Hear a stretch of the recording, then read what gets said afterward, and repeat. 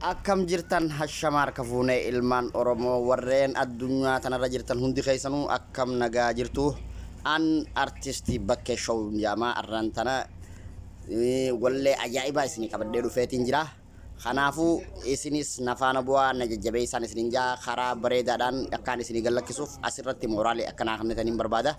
Asumaan gara hojii itti fufnaan jaa. Gada doodhaa dachuun faaya si abdachuun ko dabarsituu rakkoo faaya riqicha koo hangaraa wal yaadu kan jiruuf wal yaadu maal halaalaa si yaadu unko ana jabeeffadhu firas tarkaanfadhu afeereen si eegaa koo finfinnee dhanna kootu wallaalamuun qabu galma seenaa guddaa alagaanuu sigee heeysa uwaysigee heeysaa galma abbaa gadaa walakkeessa biyya handhuura Oromiyaa walarkaan shaggar keessa gudeetoo bareeddu maqaan keetuu si boonsa way si boonsa faaya abdii biyyaa osoo walarkannee gammanne tan dhugaa alaabaa dhaabbanne gammanne wajjiin bashannanne tan dhugaa alaabaa dhaabbanne gammanne waliin bashannanne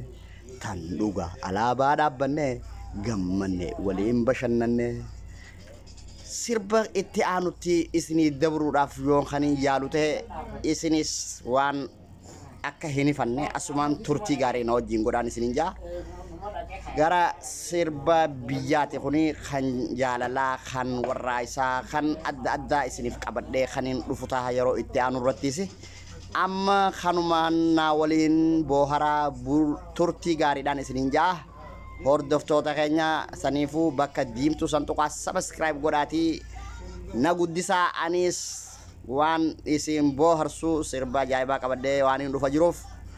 osoo kanan ta'in kan biraallee qabadheetiin dhufaa jira kan haalaan nama hawwatuu fi kan nama gammachiisu hedduu itti gammaddan jeetii yaadaan illeen kanaafuu jajjabaadhaa wal haa jajjabeessinuun isinin jaa subscribe share like godhuudhaan nu jajjabeessaan isinin jaa galatoomaa anilleen isinin jaaladhaa bakka jirtanitti salaamanni kiyyaa kan gaaraa fi laga hunda ceehee balali'ee bakka jirtanin mata matatti isin haadha qabuun isinin jaa horaa bulaa. Bakkee Show like subscribe comment.